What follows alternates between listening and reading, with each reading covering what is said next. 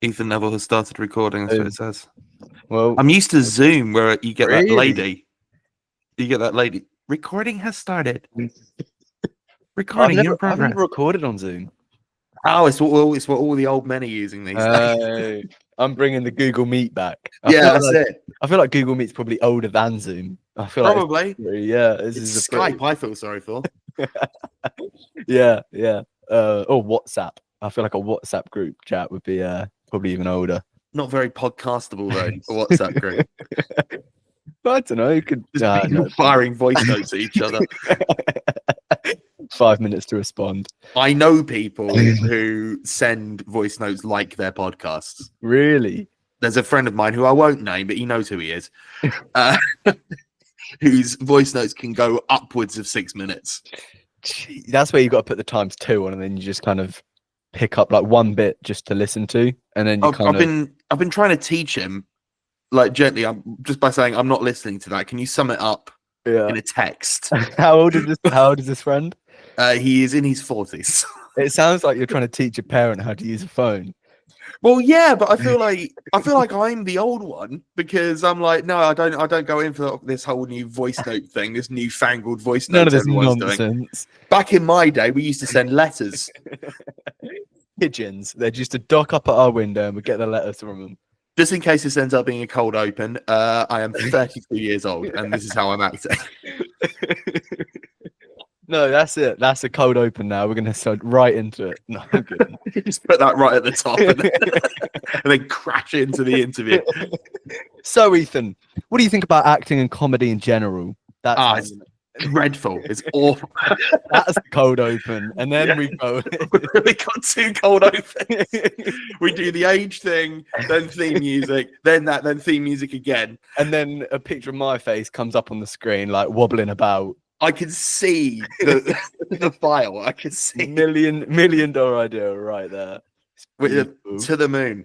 Right, so let's answer your question properly. What do I think of comedy and acting? No, that was a joke. Don't.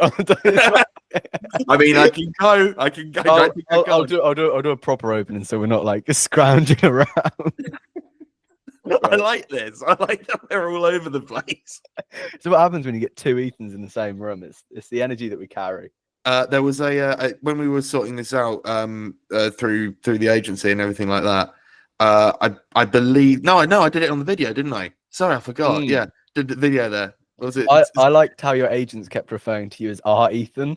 So it was like your parents were like, yeah, no, our Ethan will do this, and I was like, I probably shouldn't say this.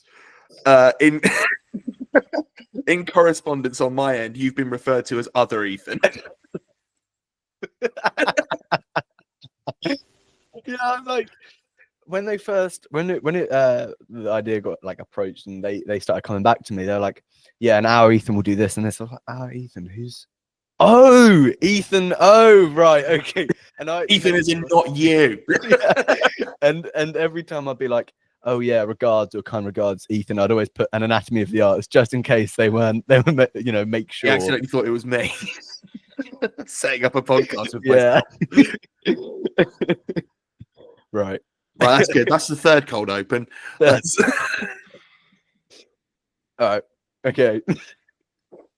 All right, I'll do a proper opening then. We'll get Make sure you just keep all this in. Yes. This gold. This will be in an Ethan Lawrence documentary later on in life when they're making it and they see all these outtakes of every interview you've ever done. I've been sent to prison. Okay. For being disruptive. I like you had to clarify that it would be. Yeah, I just realised. I was like, someone's going to read into that. 4th cold open. He's going to prison. I'm going to let you do an intro in a minute. I'll allow you that. Okay. Hello, everybody, and welcome back to another episode of An Anatomy of the Arts. I'm your host, Ethan Neville, and today, I guess you've probably already heard about 5 minutes of dialect with Ethan Lawrence, but he is here. He is joining me, the amazing actor, comedian, funny man, Ethan Lawrence. How are you, Ethan? I'm very well. It's great to be here, and it's great that this is the first thing we've said to each other. Also, the fact that he's not going to jail, and he'd like to clarify that he is not going to jail. I'm not going to jail, and it's good to be here with other Ethan. Okay, Ethan, you're notoriously known for array of credits: Afterlife, Bad Education, Horrible Histories, Magic Mike 3, just a spanner in the works right there. That's a bit weird, that, isn't it? It's one of these things is not like the others. Yes. You look through your credits. Oh yeah, British comedy, British comedy, British comedy, British miniseries, British comedy. Magic Mike 3. There he is. Just doing side quests while he's out trying to pursue his career. That's Hollywood movies and my side quest, distracting me from my real goal of children's sketch comedy. Yeah, Channing Tatum, yeah, is all right, but it's all right. He's no Terry Deary, is he? Exactly. But I mean, you've acted in this wide array of credits. How old were you when you realized that this is what you wanted to do? How old were you when you were like, oh yeah, acting is, I'm good at it. I like it. So this would have been age 12-ish, because that was when I started secondary school and first got into I was actually first taught drama as like a subject. I say 12 because I'm a September baby, so I'm like really close to the beginning of the academic year. So that's just in case someone comes at me with that, like, oh, you don't go into secondary school when you're 12. Shut up, I'm old. Anyway, so I started doing drama there as part of the curriculum, and really enjoyed it, really got a good vibe from it. Turns out I was all right at it. So I was like, well, it's just something to cultivate here. So I jumped into doing the show, the winter show in year 7, which was it was a self-written, not by me, but by one of the drama teachers, self-written version of Snow White and the Seven Dwarfs. How can you do a self-written Snow White and like, what was the difference in? Well, I mean, I suppose you take the basic framework of the fairy tale, and then just sort of put in your own sort of adaptations. I think a lot of it was in rhyme, I seem to recall, which obviously is important to do. And I'm just saying now, I will brook no further questions on this. I played Gustav the Scientist. Gustav the Scientist. Yeah, that famous character from Snow White and the Seven Dwarfs. I was going to ask if they had added any like a lion in there just so they could fill up roles, but clearly Gustav the Scientist is where they nailed it. But actually, this is the crazy thing. Gustav the Scientist plays the role of the prince in this. Wow. Like there is genuinely no prince in this story. Just the scientist. The scientist who I think was partially responsible for the magic mirror. Wow. Okay. I think that was part of it as well. I know. I remember a bit. There was a magic mirror. I think I broke it, and so then I had to sort of stand in as the magic mirror in a kind of almost Marx Brothers style situation. And then as soon as she leaves wherever the magic mirror is, I genuinely can't remember. I'll have to find a script or something. But when she leaves to go hang out with the dwarves, I like vanish from the plot for like most of the play, and then at the end, when like the poisoned apple has changed hands a few times, I get hold of it and take a bite. And like, oh, he loves his apple, takes a bite, and then like I die in the script. I die, right?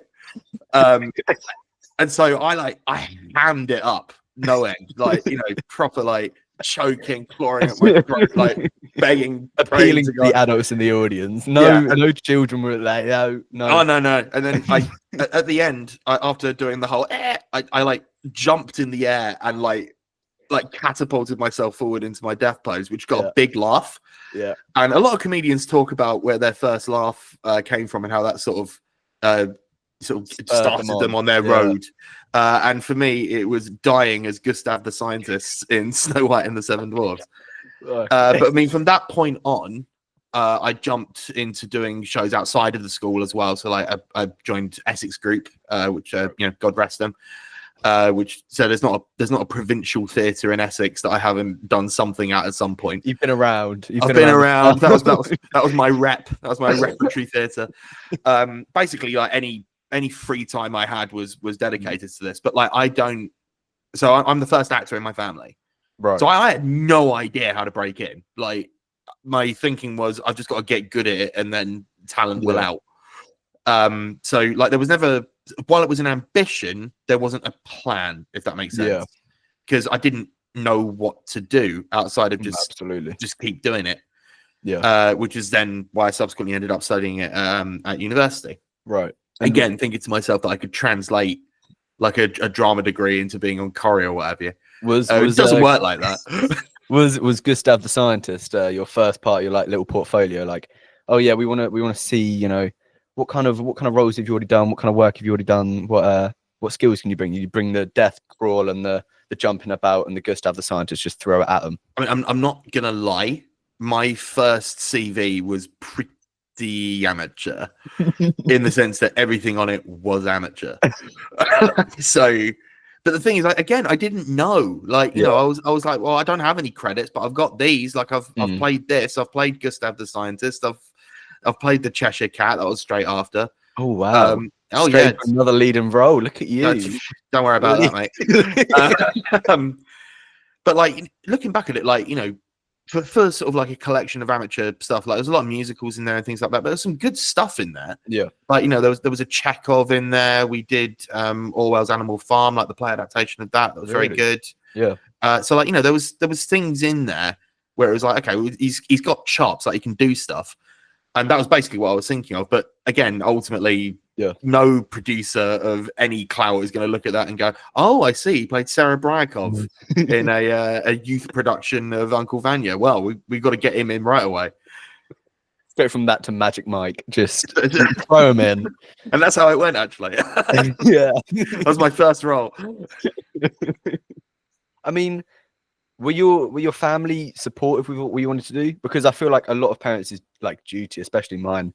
I want to go into the film or music industry, and they're always like, you know, they're supportive, but you know, have that as a side. What was it like? Yeah, hugely. So my dear old mum, yeah, because she was single parent from basically when I was actually, funnily enough, when I started doing drama. Are those things related? Who could say? Let's not dwell on that. Father, she supported my ambitions in as much as like it was her who was ferrying me around to all these places in Essex, and like, you know, getting me on these things where I was in the shows, because like, you know, back then in the amateur theatre stuff, like, you know, you have to pay like a nominal fee to be in the show, because that's basically how they get their seed money to get booked and etc etc. So she was supportive in that way. She was also supportive in the sense, much like your parents, it sounds like, where, you know, I was up here with like, I'm going to be an actor. And she's like, great idea. So while you're working on that, make sure you get a trade. No, exactly. I mean, that was a step up from my initial ambition when I was maybe 7, which was to be an author. Oh, so wow. basically the entire time I was told throughout my childhood, great idea. However, make sure you do something else. Yeah, that's what I'm doing right now. There we go. See, I tell you, we cut from the same cloth, you and I. Same name, same everything. Look at us. Although I didn't study law, I studied drama. Because back then, you see, back in my day, back in his day, I was the year before the Lib Dems capitulated and the tuition fees spiked. Oh, really? So I started university in 2011, and it was class of 2012 where everything went up. So I was that last generation. Yeah, you're the lost generation. Yeah. Looking at all the younger folk, and I'm just looking at them as like year 2, so I'm in year 3, looking at them going, you're paying triple what I am to be. While he's in his Gustav Scientist costume. Yeah, so he's outgrown it by a long shot. He's just some lab coat that's like bursting at the seam. Like a waistcoat at this point. But yeah, so she was very supportive in that regard, and she continues to be very supportive now. Yeah. Like, you know, because now it's literally my job, so, you know, I can, you know, she can say, oh, yeah, all right, fair enough. You didn't have to get a real job. Well done. Whatever. Yeah. Whatever. I mean, when you went to university and you were doing a drama degree, were you ever thinking, yeah, this is exactly what I want to go to, or were you having doubts yourself at that point? There was never really any. Again, it's that difficult thing, because it was like the ambition and the plan wasn't linked. Yeah. So like there was never a point. I didn't ever think it could happen, but I also never thought that it couldn't. Yeah. So it wasn't, there was an ability to like lose enthusiasm for it in that way. Yeah. Like, you know, I was still driving towards it. That's why I did the degree after all. So like I was still driving towards it and still sort of saw it as my only viable way in. But again, like even then, I didn't know what I was doing. Yeah. Because like, you know, no one teaches you this stuff. Yeah. No, exactly. When you were, how old were you when you got bad education then? It was around, it must have been around back end of university, surely. Front end, actually. It was the Really? second term of my first year. Oh, wow. Look at So you. I would have been 19 at the time. Right. So, I mean, that degree kind of paid off within the first term, all of that. Yeah, I mean, I think it would be false to suggest that it was the degree that got me the job, but I understand what you're driving at. I mean, let's take this guy. He's not even finished year one. I reckon he's let's get him in there. I bet he's got the chops. Look at him. I heard in his first term he played Lepidus in Antony and Cleopatra for the Shakespeare Society. Let's get him in there. Yeah, like the least interesting part of the triumvirate. I mean, you're doing a degree with not really any idea of how to get to where you want to, and you've got bad education within your first term. So when were you first made aware of the auditions for that? When were you first started, or when did you first start auditioning for roles? Okay, so small bit of backstory that is important. The Essex Group and its various subsidiaries, at a certain point late in my time with them, set up like a small cottage agency, right? Called Aspire, where basically at the time the idea was, there's a casting website called Spotlight. A lot of actors will have heard of it. It's basically monopolizes our entire lives, right? But back then, the only like criteria you needed to get on there was representation. I think it's probably different now. Like you probably need like you know, credits and all sorts of stuff. But back then, it was basically a really easy way to hack the system. So a few of us were on these Aspire books and then got onto Spotlight. But Aspire then folded just before I went to university. But because you pay by the year, I had a year left on my Spotlight contract. Okay. So I was up there and accessible. And so it was lovely Anne Sullivan, head of Aspire at the time, who got in contact with me in that second term to say, oh, look, I've had this scene through. There's a casting breakdown for Tiger Aspect. They're doing like a comedy for BBC Three. Do you want to go and audition for it? And I was like, yeah, sure. I mean, I'd had a few auditions through that, but then like, you know, and I'm sure Anne won't mind me saying this, it wasn't the most professional outfit. Yeah. Like, you know, again, it was essentially a ploy just to like get us in front of people. Yeah. So I'd auditioned for a couple of things of little note that hadn't come to anything. And I imagined this would be similar. I was wrong about that. But you know, happy to be mistaken in this case. So yeah, that's sort of how it happened. And then that got us onto series 1. And even after doing series 1, having gone through the trial by fire of learning how to act for camera while acting for camera, I wouldn't recommend doing that. I look back at series 1 and I'm like, it looked like a deer in a headlights for most of it. It's like, Christ, I didn't get. Luckily, I was playing a very nervous child. Yeah. Like if I had to be some like bullshit thing on there, it would not ring true. Yeah. But yeah, like I assumed, like, okay, well that's my bite of the apple. That's cool. I mean, the bite of the apple, like good stuff. Really? It all links. It's all tied together, Father. So, I assumed that would be it. Yeah. And then we got series 2, and it was like, oh, okay, so maybe this isn't it. Maybe we just keep going. And that's the beginning of the legend. Yeah. The legend, as they say. The legend of the Lawrence. Yes, very much so. That's how it's been described. How long was that process for auditions? Because I've spoken to actors before, and it kind of varies with when they get jobs. What was the process like for you? So it was relatively quick. They had their shooting dates locked in, but hadn't yet cast Joe. Joe's the character I played, by the way, people at home. They hadn't yet cast Joe. So they were I don't think if they had someone in place or they were that close to shoot, I don't think they would have taken a punt on a randomer like they did with me. Right. But I was just in the right place at the right time and played it the correct way. So it was lucky. So that was really quick. In the end, I think I was only in the room twice. Oh wow. First time just meeting the producers and doing the casting director and doing the audition there, and the second time was a chemistry read with Jack Whitehall. Oh wow. And then What? there was a Yeah. gap of maybe a month and a half, and then we were rehearsing, and then we were in. Perfect. So it was very quick, very quick. Yeah, I mean, because Bad Education was it was kicking off when I was really young. What was Jack Whitehall kind of not? I mean, he was obviously a much smaller name than he is now, but were you aware of who he was at the time? Yeah, because at the time, this is around 2012, so his star was sort of in the ascendancy. Right. Like, you know, Fresh Meat was doing good work at the time. Like, he was regularly on panel shows, which you know, at the time were absolutely ubiquitous. Yeah. Like, you know, you couldn't like throw a rock without hitting a panel show on BBC One. Yeah.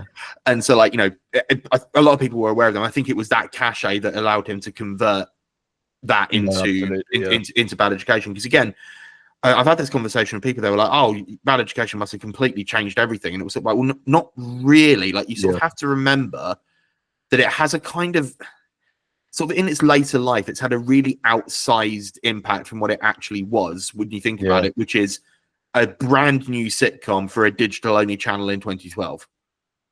Which is like, so when you hear like, oh, it broke records for viewership on BBC Three, you're like, wow, that's crazy. But it's like it was under 1 million people. And so, like, you know, that's still crazy. That's still like a mental amount of people to watch something the first thing you're in. But also, it's like it's not a scratch on like something that would have been on what was then called terrestrial, but then, you know, it's all the same now. So yeah, it was a bit odd. But obviously, this was the making of Jack Whitehall, and it was the making of a lot of us. I mean, most of the my fellow students at the time were either just starting out or starting completely fresh. So you know, it was an exciting time for everyone. Quite a sort of, you know, artistically febrile atmosphere. Yeah, it's crazy seeing the kind of names that were kind of just like. I mean, I think Phoebe Waller-Bridge did an episode with you, and that was just like She was like, it was a cameo, like in an episode. I think it was about drugs or something. Yeah, she was like playing India. Was it in? Yeah. India. Yeah, you know this. You're acting like you don't know, but you know.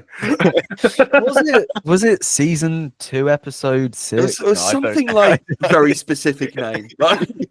Was it India? I don't know. I feel like it was season 2, episode 5 somehow. I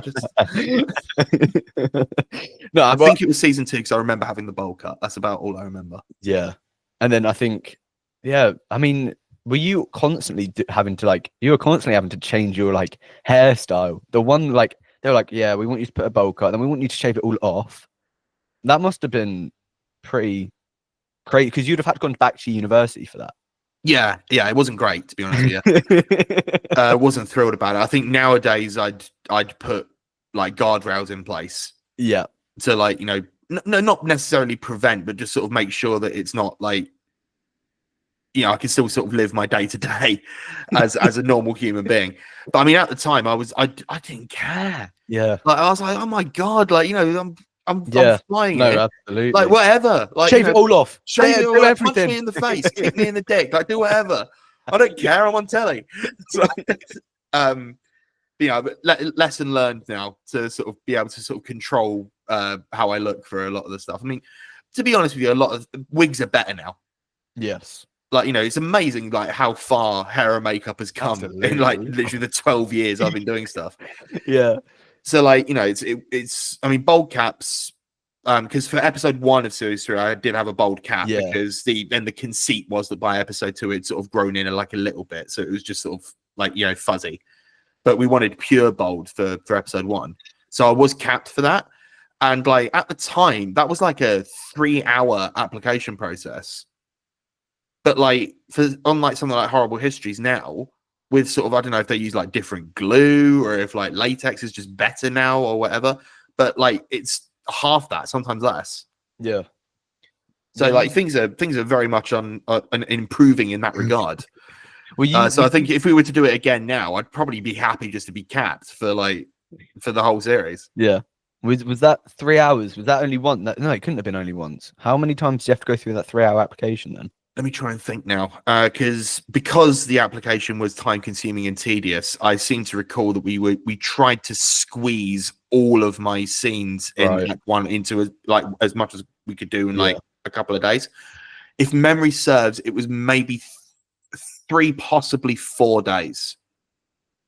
Because again, we were determined that wouldn't be the thing, because it's I don't know if you'd call it overtime, undertime, because like, you know, myself and the makeup team, or at least part of the makeup team, had to be in like at 4 a.m.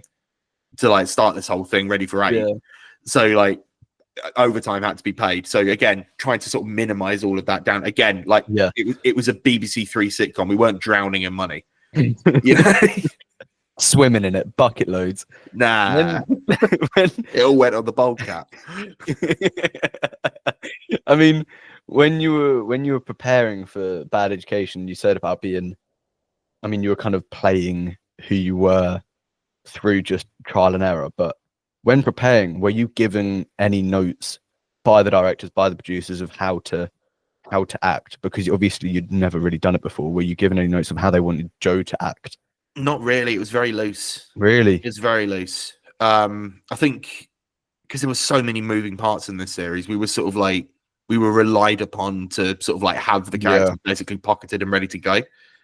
Because like, you know, it's easy enough when you've got maybe 2, maybe 3 people, but when like you get to those classroom scenes and there's like 8 of us, like there's just not the time for that sort of one-to-one kind of. And here's an idea that I've had. It's basically sort of like, right, we've got 3 hours to do 12 setups, so just get it right first time if possible.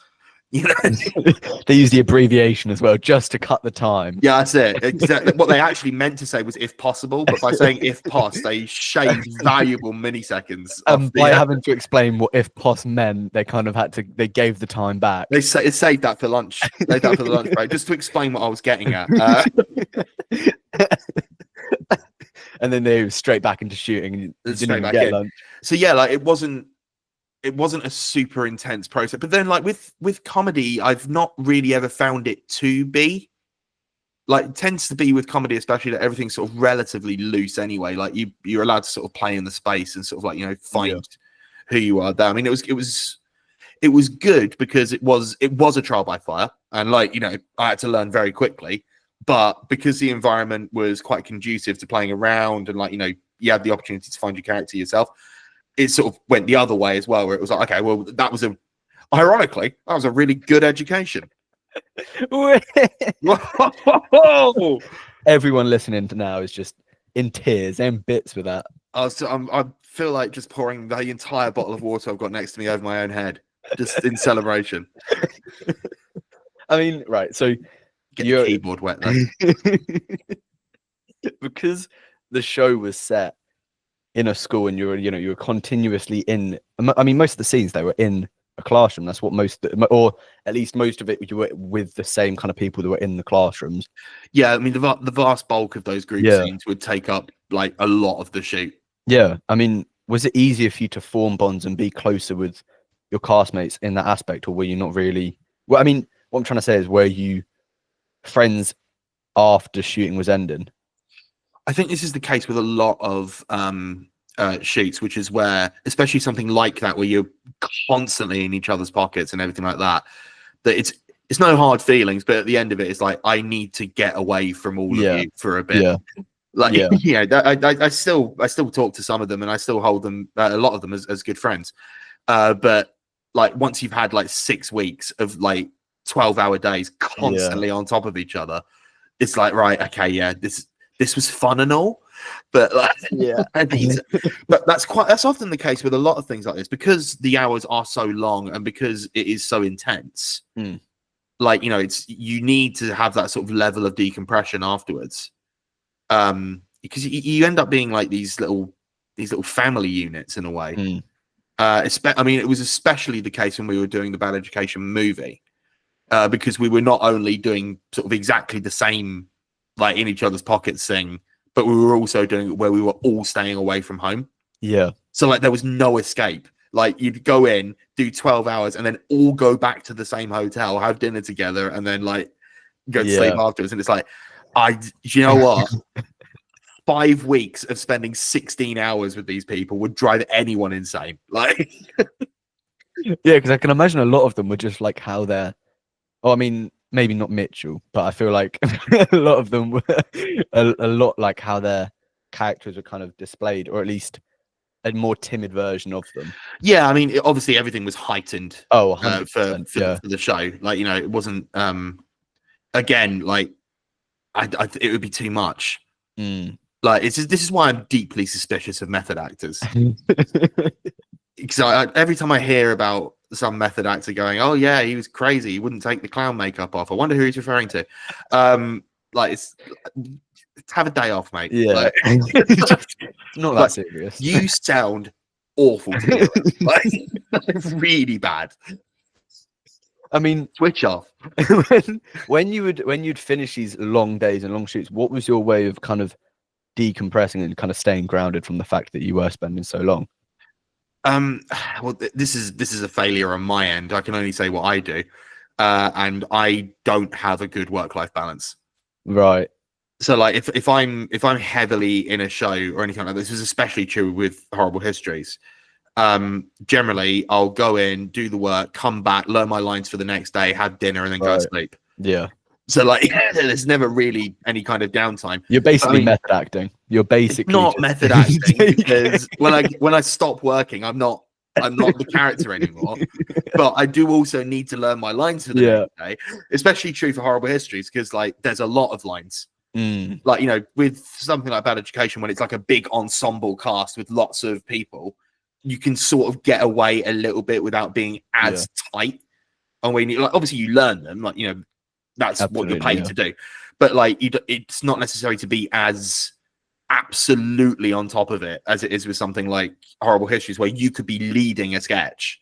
Yeah. So you've got like a half a page monologue. And it's like, if you don't know that, you are very much a problem the next day. More so than being a method actor.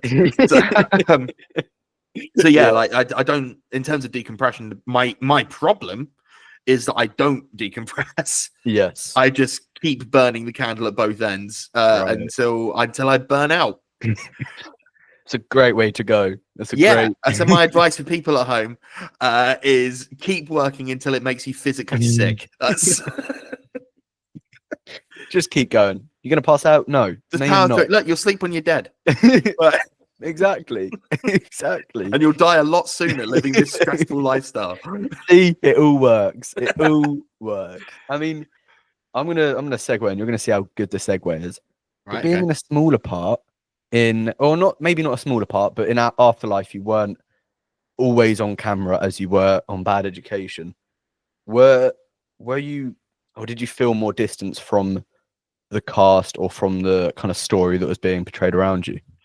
So Afterlife was a bit of an interesting one, because series 1, my total screen time was about 90 seconds. Yeah. You kind of showed up at that door, and then I think your first scene was... That was the 2 noise recorders business. Yeah. Insert clip of that here, future editor Ethan Neville. So, like, I was on set for maybe 3 or 4 hours. Right. Like, it wasn't long, and then I was gone. So I didn't feel any connection to it anyway, but that's because I was a day player. Yeah. Like, I've done jobs like this before. Every actor's done a job like this, where they just turn up on one day, do their thing, and then they're gone. Yeah. And that's what I thought Afterlife was going to be, to be fair. Like, really? It felt, well, I mean, if you look at what the part actually was, like, I personally didn't see much longevity in it. Like, at the time, I was like, right, well, that's that was a nice opportunity. Like, I got to be directed by Ricky Gervais. That was cool. It's gonna be cool for the CV and everything like that. Then, famously, my career fell apart, and I ended up in pizza delivery for a year. And really? Oh yeah.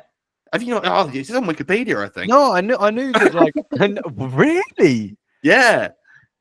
Oh wow! I knew that. Like, obviously, this year you've like released videos talking about how the industry is kind of going to pot, basically, and I mean that's probably a worse way to put it, or a more ambiguous way. But I never knew that after Afterlife you were doing that.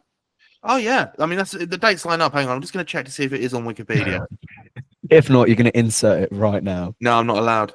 In 2018, however, he struggled to find steady acting work and got a job as a pizza delivery boy. There you go. Wow. Actually, no, it's fudged the timeline a little bit because it suggests that I got my Afterlife role in 2019, which is just not, it's just not true. Ugh. So whoever's sorting out my Wikipedia, like, you know, get on it, man. Sort that out. Come You got on. the timeline wrong. But yeah, so it was Afterlife Series 2 that pulled me out of that. Right. So that was a bit of a weird phone call to have. Yeah. Because they were saying, "Oh yeah, well, we want you back, and we want you back for all 6 eps," and it was like, okay, like great, like obviously over the moon, absolutely thrilled, and we'll drop everything to go and do it. But are you sure? Like, what's the plan? And so then when we actually got started, and it turns out that was an active part of the newsroom, and like, you know, I was moving around and like, you know, actually interacting with the characters that I'd seen from Series 1, but sort of like never actually met. Yeah. That felt a lot more integrated. And then for Series 3, I mean, we were all feeling pretty isolated for Series 3 because we'd just come out of isolation from COVID. Exactly, yeah. So the fact that I was spending a lot of time with David Earl and like, you know, a couple of things like here and there with Ricky, like that was really nice. Like really nice to sort of get back into it. And so because of that, like, I never really felt the disconnection that you might have had if it was, because obviously we were kind of separate from the main narrative. Yeah. So yeah, Afterlife's a bit of a weird one to talk about in that regard, because it sort of started with me barely being in it, then being in it like a lot, and then being in it with one specific character, but also it was COVID. So it's sort of hard to get sort of like an objective lens. It's quite an unlucky turn of events with all the lineups. Well, sort of up and down, up and down. I mean, obviously, Series 2 was, you know, the personal and professional highlight for me because it pulled me out of pizza delivery. And then there I was, like, you know, back on top of it. Here we go. Momentum, COVID. Just stopped you in your tracks straight Just away. A bit, but then it stopped all of us in our tracks. So I can hardly be sort of like, yeah. Oh, how bad was it for me? Yes, exactly. And I did want to ask you this question because a lot of your credits are comedy oriented. I mean, Bad Education heavily. I mean, it's what it relied on. But how has comedy been important to you? Because I can feel like with a lot of actors, and you know, they kind of spend a lot of time with one kind of genre. You know, whether that be thrillers or, I mean, you have like Winona Ryder doing constant horror and sci-fi, but how has comedy been, you know, important to you, because you spent a lot of your time, like, life doing it? Well, I mean, comedy's always been my bread and butter. I mean, like, you know, we were joking around the Gustav the Scientist thing earlier, but like genuinely getting that laugh was really pivotal. And I was like, okay, actually, it's maybe not so much acting. I want to make people laugh. Like, because there's no better sound than a room all agreeing that what you did was good. Yes. You know, so like, you know, it's really gratifying, especially for someone from a single parent family, father, etc. I'm sure that they aren't linked. But I mean, as I've gotten older, like, you know, I made my bones in comedy, and like, you know, I'm certainly not under any kind of illusion that, like, you know, I belong here. Like, you know, that's sort of, comedy's where I am. That's what I do. Is what I'm best at. Yeah. But like, you know, there is always ambition to move into other things. I mean, you can call it an issue if you want, but I mean, I've written about this before, which is that, like, yes, in a way I am typecast, but the way I am typecast means that I get fairly consistent work. So it's not like a bad thing. Yeah. Like, you know, I occupy a niche, and that's fine for me. And so, like, you know, I think I am capable of doing other things. Like, you know, I did Boat Story, which was like, you know, a BBC One primetime dramedy, which was good. And like, I finished on a horror short this year, which I hope to be coming out next year. And there was no jokes in that. Really? Yeah, that was very serious. Yeah, very serious indeed. No yucks to be had. So, like, you know, I think, again, because I had like a decent grounding in sort of everything throughout my teens, you know, doing musicals, doing serious stuff, doing sort of like, you know, classic text, but also some like modern comedies and things like that. I feel like I've got a good grounding, but like, ultimately what I am known best for is large actor comedy man. And that's not a problem for me. I'm happy to do that because I do love comedy. It's my favorite thing to do. But yeah, I mean, it's fine. Like basically a long way of saying I'm fine with being Yeah. the comedy man. Like that's not a problem because I Yeah. enjoy comedy. It's my first love, and I think it's safe to say at this point that I'm all right at it. 100%. I agree. Yes. Consensus in the Google hang. Google hang. Wow. I mean, I'm putting my 2 pence in, but yeah, no, I 100% agree. And I think, I mean, you said about it earlier about how when Bad Education was first, kind of coming out, it wasn't as, I mean, people will always say it was successful, but at that point, it wasn't as successful was back in 2012, if that makes sense. But a lot of my friends, when I told them I'd be talking to you, they're like, "Oh fuck, wow!" Like, I think it's weird to I don't know, think about the longevity of a lot of the work that you've been in. I mean, especially Bad Education, because I mean, maybe Netflix has helped with bringing new audiences constantly when people want something new to watch, but you're really like well known, even if like, and for the right things. Like, it's not. I mean, a lot of my friends think you're funny. They laugh at what you're doing. Bad Education is great, and yeah, I think what you've done is amazing, and the longevity of what you've kind of accomplished and what you've been in is a testament to that. So, well, firstly, thank you very much. It's very kind of you to say. I'm as surprised as anyone that just the long tail that Bad Education has had. I think I agree with you. I think Netflix helped. Yeah. Like, the fact that it wasn't siloed away in sort of like the BBC vaults, that sort of helped to get new life. I mean, what's interesting to me is, especially on TikTok, I find this, it's still picking up new fans. Yeah. Like, people who, wouldn't have, some of them wouldn't even have been alive. Oh, 100%. When the first episode of Bad Education was transmitted. But like, they're finding it through Netflix or iPlayer or whatever it may be. And I don't know, but there was some kind of alchemy there. Yeah. That it seemed to still respond, like people still respond to it in a nice way. Certainly at the time, like, not to say that it was like, disposable or anything like that, but like it was part of a raft of comedies that BBC Three were putting out. I mentioned earlier that it broke the record for the most viewing figures for an opening episode of a sitcom. That record stood for 6 weeks until the next sitcom came out. Yeah. Which was Cuckoo, if you remember that, with Greg Davies. Yes. Yeah. And so like it was sort of a really mad time. Like there was so much happening and so many like comedies coming out. And again, like a lot of them still have cachet today. Like, Just Before Us was the In-Betweeners.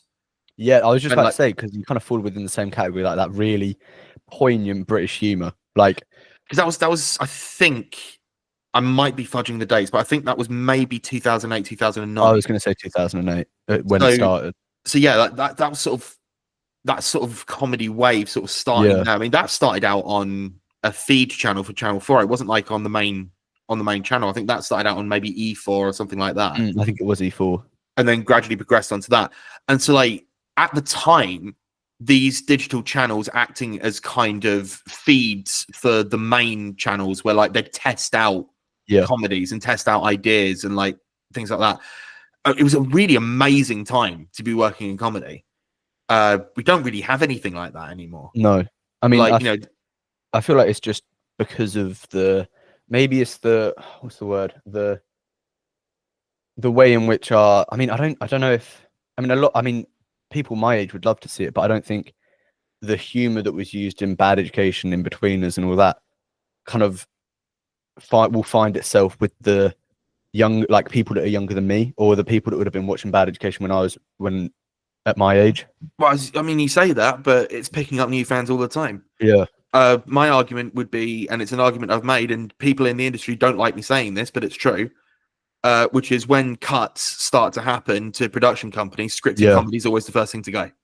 No, I can imagine. And I don't know why that is, because like comedy, in terms of its viewership numbers and in terms of the sort of money it makes, it's never going to break the bank in a way like a prestige drama or like a big reality show will, but it does decent enough numbers. Oh, 100%. Yeah. The problem is when you get spreadsheet guys in charge of what gets commissioned, they're not interested in something doing well. Yeah. They're only interested in something that does amazing. And so because of that, comedy is always going to be relatively niche. Yeah. Because we're sort of shooting for something that isn't universal. Yeah. Like, you know, a story, you know, a drama about someone struggling with an illness. Everyone can relate to that in some way. We've either been ill or have known someone who is ill or something like that. With comedy, you're always targeting a niche of a niche. Yeah. First, you're aiming for comedy fans, and then you're aiming for a specific the people that find part it of funny. that comedy fans and people that find it funny, as you say. Like, you know, comedy is so broad because you could have something like, you know, highly politically charged, like you get in the States with stuff like The Daily Show and things like that, Yeah. through to something like Bad Education, which is like, you know, insult comedy and like, you know, big set pieces and funny ideas, to something like Horrible Histories, which is children oriented and it's mainly farts. Yeah. Like, you know, but that's all comedy, but like they couldn't be more different. Like there's a direct line from Jon Stewart to what I do, but on the way it's a very wiggly line. I mean, with scripted comedy, I don't know if, I mean, it might limit people that are performing it, but maybe not in Bad Education because you're within such a tight, you know, like time crunch. It was such a, you know, you've got to get it done. We need this many, we've got this long to shoot it. But, and my mum actually came up with this question. So props to Claire Neville. Shout out to her. Shout out to Claire. Shout out to Claire. I shouted that, and the little screen that I've got in the bottom said reducing noise. That's good, isn't it? I'm too noisy for Google Hang.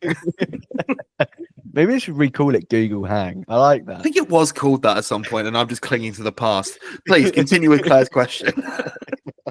But I didn't expect this interview to have so much about clinging to the noughties and the 90s. It's really and my fading irrelevancy. It's quite deep when you think about it, with the fact that we're laughing, but it's quite a sad topic. Yeah, I don't know what's come over me, honestly. Like, is it just one of those days, Ethan? It's just one of those days where I'm facing my own mortality. Right. Anyway, what's Claire's question?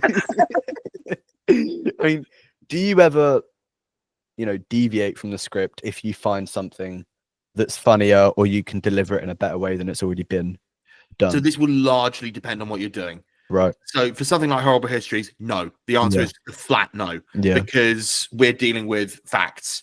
And so we have to get everything spot on. Bad Education, there was room to play, but not so much because there was so much to do. Yeah. Like if someone goes off the plantation, as it were, and like, you know, starts going rogue, then like that affect everyone.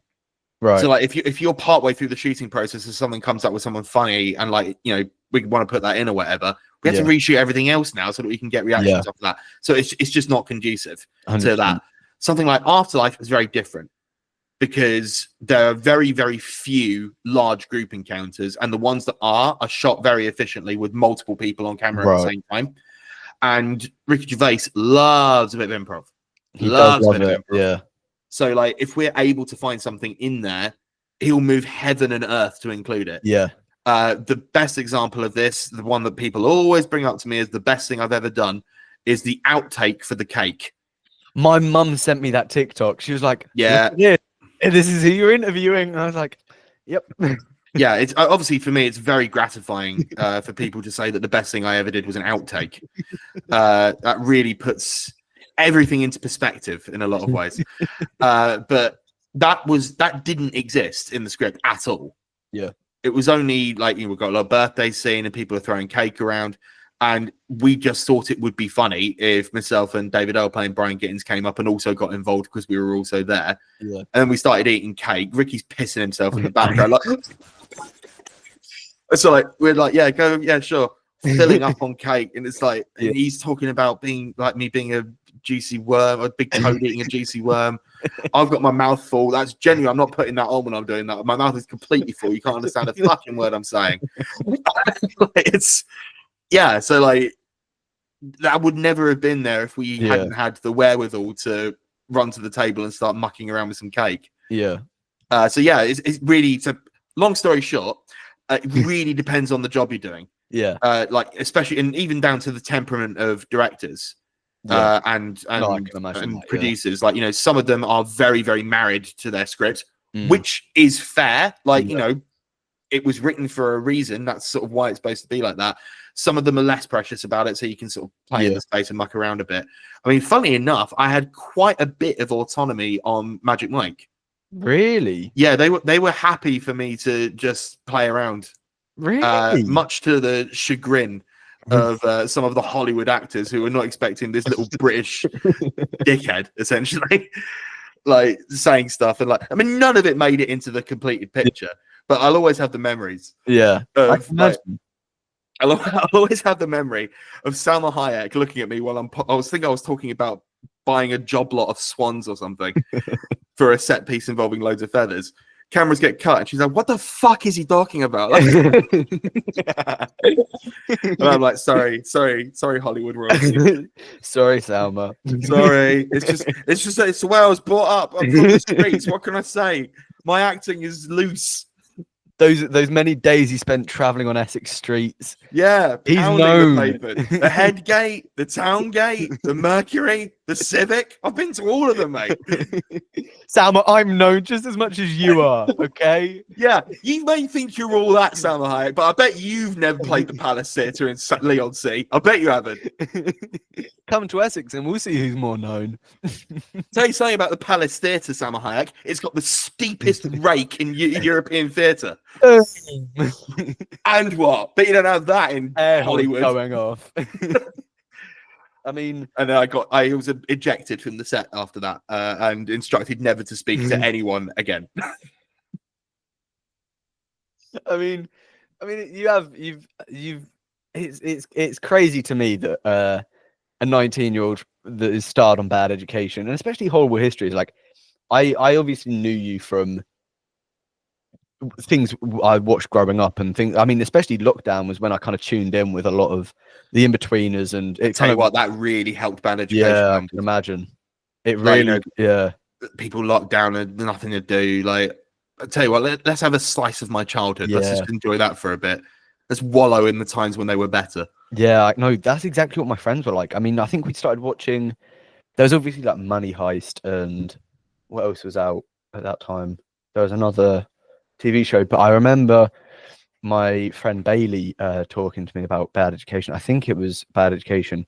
So I kind of started watching it, and yeah, mind blown. It was literally a lot of the comedies like reminiscent of In-Betweeners. Like, it's very, I mean, a lot of, especially what Mitchell says, and your reaction kind of like tunes in with a lot of like, I mean, maybe like a Will or a Simon, but what Mitchell says is a lot very Jay Cartwright and his back and forth. Oh yeah, there was a pattern. There was a pattern to a lot of comedies at that time. Like, it was, I mean, to be fair, looking back on it, a lot of the comedy of that time was quite mean. Yeah, it's quite mean spirited. I was going to ask you, because obviously in this day and age, it's quite easy to kind of siphon out the negative comments. You know, block, remove, don't answer, whatever you want to do. But I mean, especially with how you're typecast and you know, your role.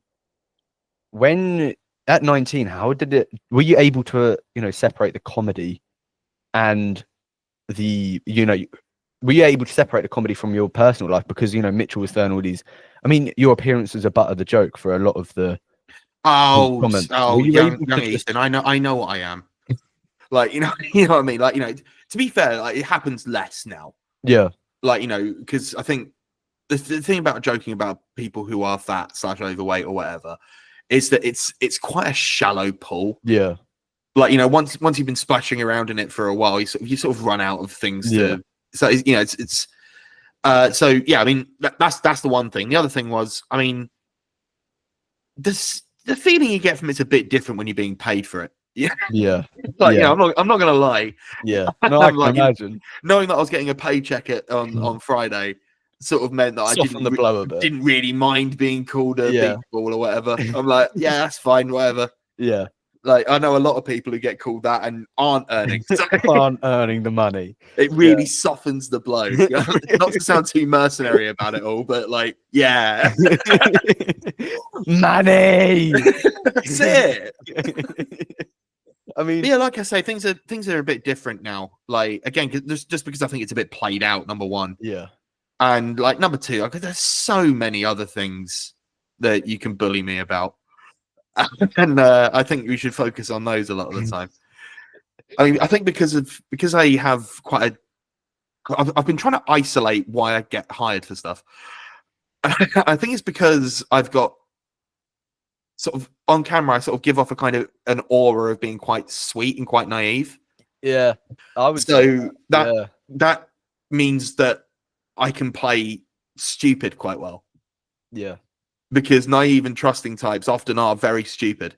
Yeah. So like, my intelligence can be played for laughs, and I'm fine with that because I've got a degree. I'm not stupid.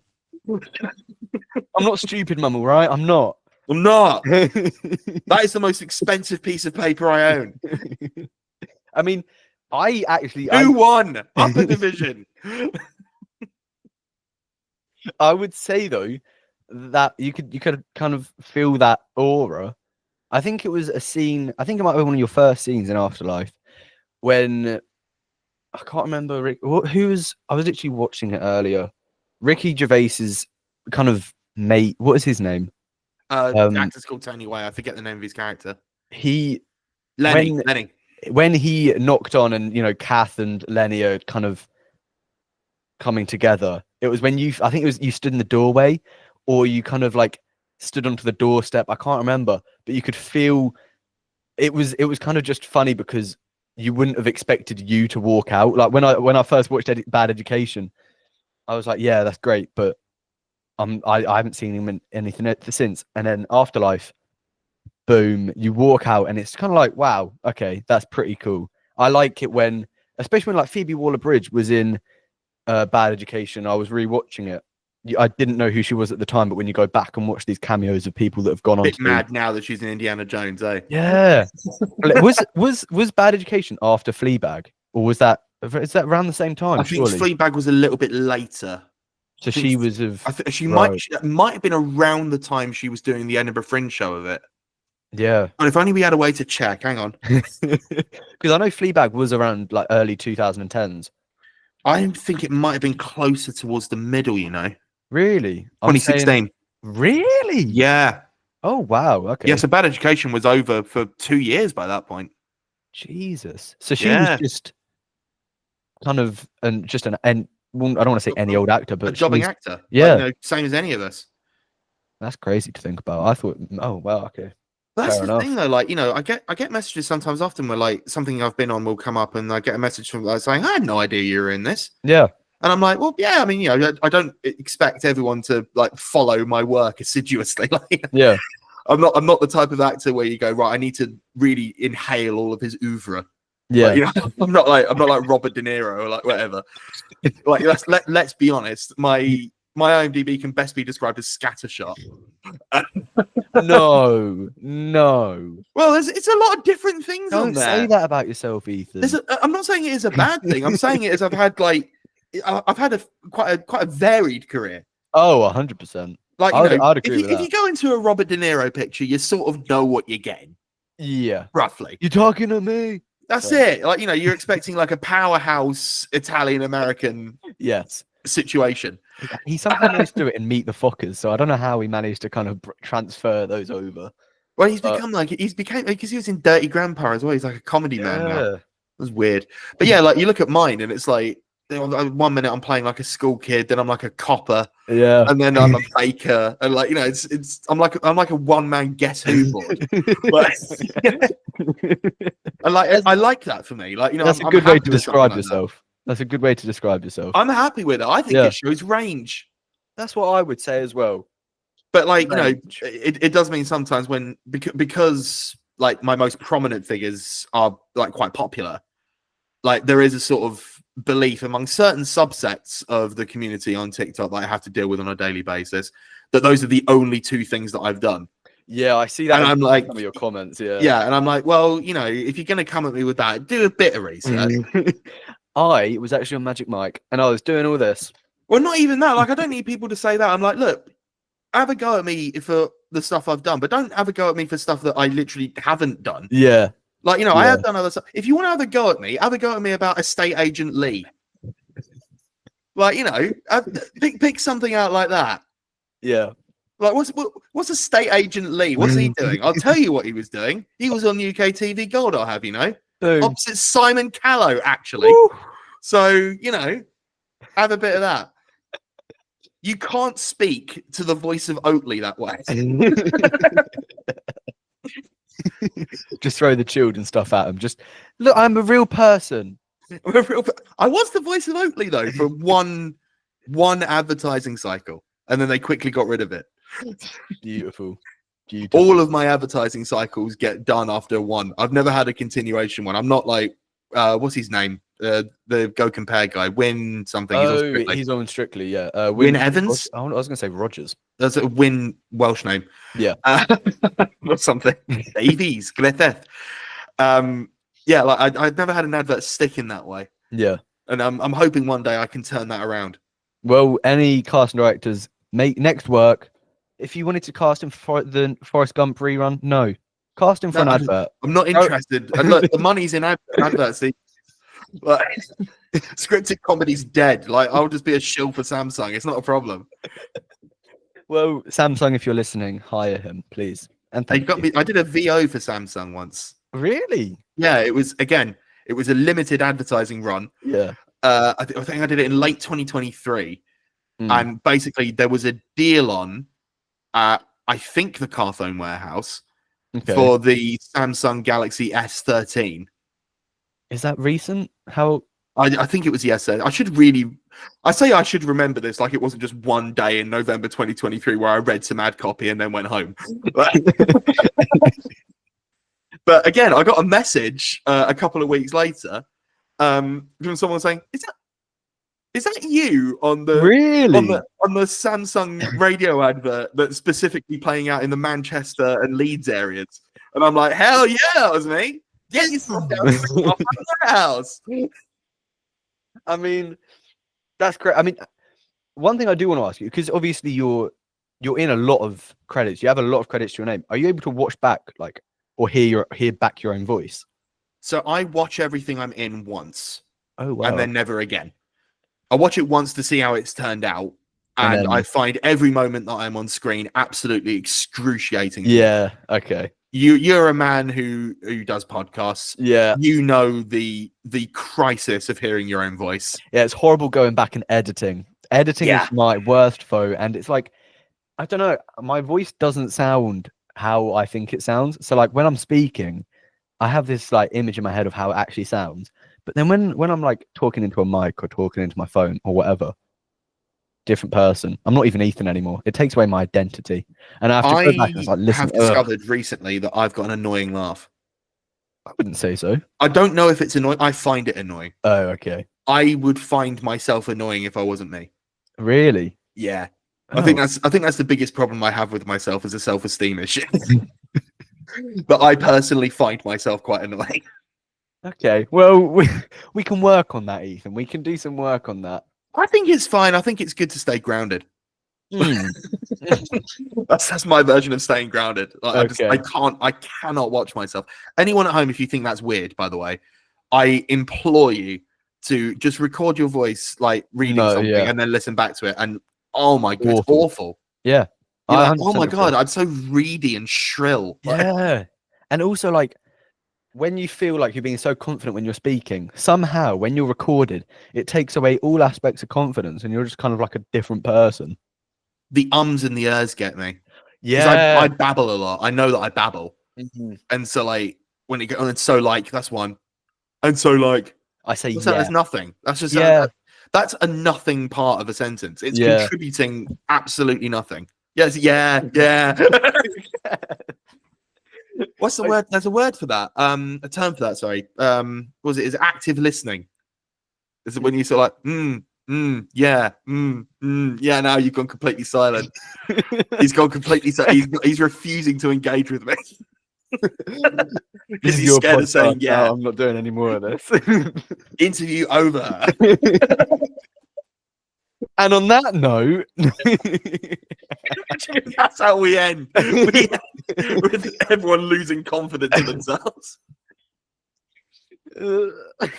Well, now no, it is a problem because I'll listen back to like a recording and I use a software that has kind of like AI, so it will make like a script of what you said. The amount of years that I see on that script. Yeah, I bet. Yeah. And I Yeah. think I've got got a new phone recently. By recently, I mean yesterday.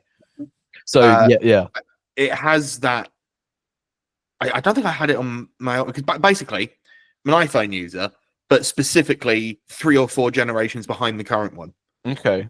So I bought an iPhone 8 in 2020, and I've been using that until yesterday. What's it on now? So I've now got a 14, which is the closest I've been to the current ever in my entire life. Yeah. It's the newest but one, except when we get to December when the 16's coming out. Yeah. So I'm right up to the minute now. I'm crash bang wallop. I'm living in the bloody future, son. And I've noticed on the podcast app that it offers transcription sort of basically as just like a function of something that it does. And so I'm looking forward to going back to podcasts that I've done before and just cringe myself inside out at how many times I say "and so like." I haven't picked up on that this time. So I haven't picked up on you saying "and like" or "so like." So maybe you're good on this. Trust me. It will somehow get in. The problem is because it's, like I said to you, because it's a nothing sequence of words. Like, it adds nothing to the sentence. It contributes absolutely zero. And so I think your brain just slides off it. Because like you don't need to engage with it at all. It's fluff. I'm really trying not hard. I know. We're really. This is not conducive for a good interview now, is it? Like, now that we're really like testing ourselves and just making sure. This is dreadful. Oh my god! Thing is though, when I kind of point it out to myself, I hate. Then I can deal with what I've already said. After I point it out to myself, I hate having to then say it, because like I don't want to sound like really overjoyed. Like, say we're talking about something really deep, I can't be like, oh, wow, okay, that's amazing. Like I can't. Oh, reducing noise. I just got the notification too. Too rowdy for Google. Too rowdy. You're not hanging within our constraints. I'm going to type in Google Hang to see if that was a thing. But no, I get what you mean. Like, one thing that I find tricky about watching myself back is like the little, I don't know if you'd call them like I don't know if you'd call them like little quirks, like things that I do with my face. Really? Like, I look at my face quite a lot when I'm acting, and I'm like, why did you do that? Yeah. Like, what was your thinking there? Why did you make that choice? I'm always thinking about choices, because I don't think to myself when I'm doing it like I hate this. By the way, Google Hangouts were a thing. Were they? Yeah, it was a cross-platform instant messaging service. Was that what you used? I've never used it. Oh, okay. I'm not a Google man. I've got an iPhone, man. This is actually, yeah, no, that's true. Google Hangouts. It was discontinued in 2022. There you go. That's quite recent. We've got the answer to that question.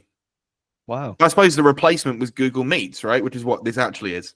You can't be telling people my secrets of where I record. They might hack in and join us. Well, yeah, I'm sure they will. Anyway, the code for this is we'll be long gone by then. Like, we're not doing this live. That's what you think. There's actually 500 people in there. Oh, Christ. Sorry, guys. Sorry that I talk bad. No, I'm kidding.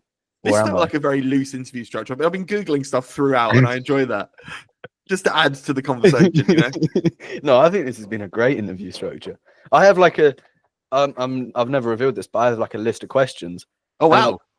I've never like, oh my God. A page and a half. Page and a half questions, page and a half. I was like, how many have you done of those? Of these, or just episodes? Oh no, I mean of the questions on that bit of paper. How many? I've got 30. I feel like I've asked you not that many, but I feel like they've been good questions. Actually, no, 29.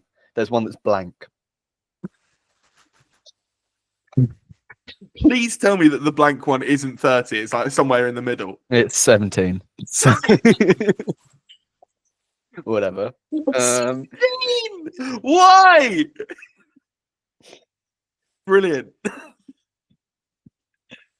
Whatever. And this is No, the best thing is when you said like I've never revealed this to anyone, and the very first thing that we found is that you left the question blank. I don't know if I was trying to like. I don't know. Maybe I was trying to think of a question and then kind of just fuck Just it. moved on to 18. I don't care about Keep it moving, son. Yeah. No, but this has been a great interview. Sometimes, like, I'll record an episode and I find it really hard to kind of add things on to what people have said because maybe they're like a proper tight knit answer. They're not like, I find with some, like when you ask a question, some people can give like an answer where you can add things onto it and they're very broad with what they say. Whereas others can be really like PR trained and tight packed and. Oh, that's that. I have not had a second of PR training.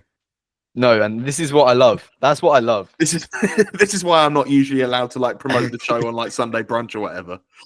Hence why we had 5 cold openings that lasted about. We've got 5 cold minutes. opens. We've spent a good portion of this interview talking about how much we don't like talking. Yeah. Yeah, you're not going to get that from Tim Lovejoy, are you? And he's carefully trained celebrity puppets. I mean, we're professionals at this. Actually, I think we're amazing. Are we? The 2 Ethans, that can be what we're called. Feels very slapshot, but I just like it that way because I know that I can. I know that I'll ramble. I know that I'll ramble, and that just has to be priced in.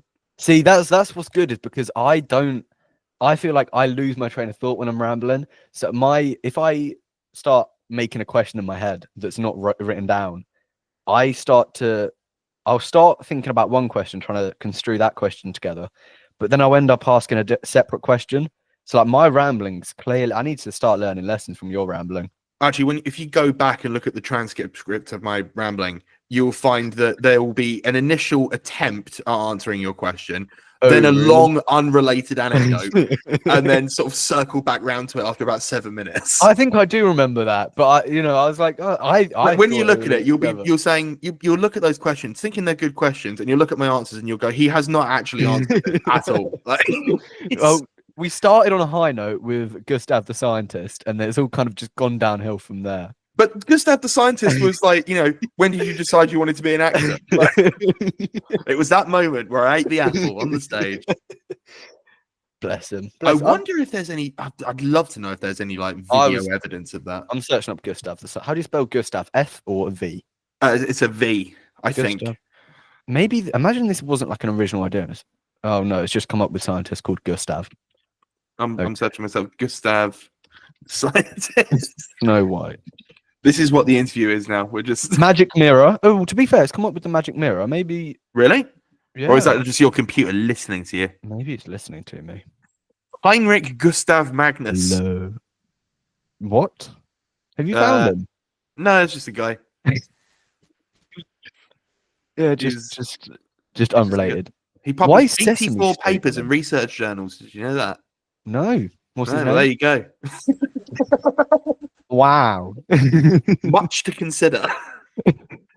Did you know Sesame Street was linked in with Snow White? Bet you didn't. In what way are they linked in? Did they do it? No, the magic mirror appeared in episode 685 of Sesame Street. I bet that's not even close to the end of their run either. How many episodes in This is great podding, by the way. Thank you. 4,500. I told you. It was like, ran and ran and ran, didn't it? It's been around since like the 1800s. Shit, that's as bad as Corrie. That's not bad. Like, it's if anything, it's a wild success. That's mental. Right, are there any questions on your 29/30 page question docket that you're desperate to get to? No, I mean, I was the last one is the ending, and I feel like you get this question quite a bit, so maybe it might not be a rambling answer. I would love to know what the rest of the questions were that we've skipped. Okay, so do you want me to go through? We'll do like a whistle stop tour. Okay, well, we've got. How about we do it quick fire? You have to limit me to 30 seconds. Like, you have to interrupt me. What has been your favorite experience on set? God, that's a really good question. I love doing stunts. I love jumping off things. Bad Education, getting set on fire. That was a lot of fun. Next one. After doing comedic roles, is it hard for you to get work in other genres? Very much so, because I've essentially been typecast as a comedy character, but that's also fine by me. I think we touched on it earlier. However, I am expanding out into more dramatic roles such as Boat Story and Old Silas. Next question. Is it hard to maintain friendships during and after production of people that you've worked with?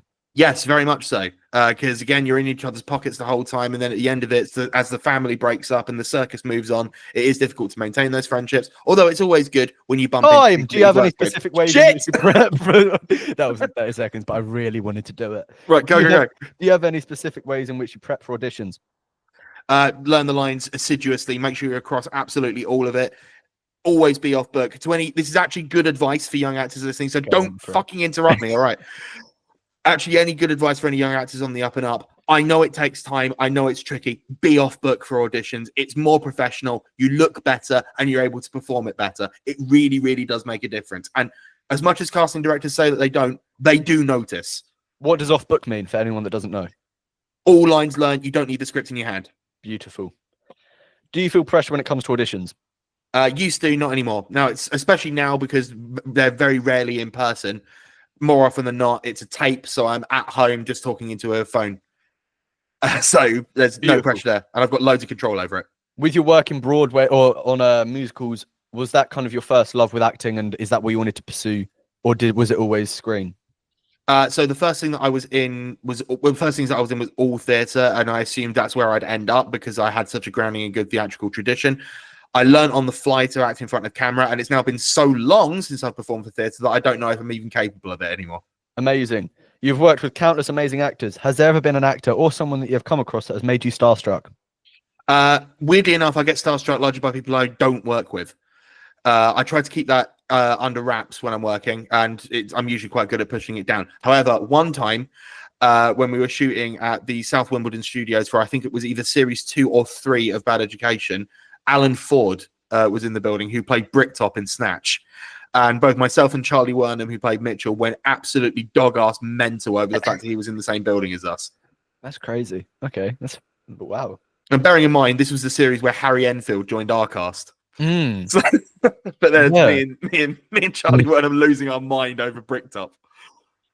Are you recognised for the roles that you want to be recognised for, or are there others where you believe the praise really deserves to be focused on? I mean, I'm always sad when something that I'm in doesn't do as well as I think it should do. But it is nice. I mean, I'm lucky to be recognized for anything I do at all. So I'm always grateful for it. And I think Bad Education and Afterlife, which are the 2 things for I'm recognized most. I think they're both good things to be recognized for. I'm very proud of both of them. And last question. And as we clatter to the conclusion. Crash bang wallop. What advice would you give to those that are entering the industry? Don't. Stay away. No, that's and there you have it, lads. I'm just being silly. I would actually caution. One note of caution that I would give is that this industry is really, really tough, and it does not care about you. You will end up spending the vast majority of your career being a self-employed contractor. Your work will be thin on the ground. You will need to scrimp and save to survive. You will probably need to take on additional work. I've been very lucky that I only had to take 1 year out because I'm a jammy bastard. But other times it's not as consistent. So if you want to do this, you better really want to do this. You need to be 100% committed, because if you're not, you will run out of steam and motivation so quickly. You have to breathe this. You need it more than your next breath. You need it more than your next meal. That's the only way to succeed in this business. There are no half-asses in this game. So unless you're willing to run and really earn your crust, just don't bother. I really don't bother. You are not welcome in this industry. But if you're a striver, if you're a grafter, if you're someone that will do anything to make it, you'll probably be all right in the long run. And ladies and gentlemen, that is Ethan Lawrence. But don't take my parts away from me. I'm very, I cannot be more clear. If you look like me, if you look similar to me, don't be an actor. I'm already hoovering up what James Corden doesn't want. So, well, there you have it, Ethan Lawrence.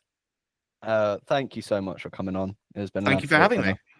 Everyone listening, thank you so much for tuning in, and I'll see you in the next episode. Thank you. Shit.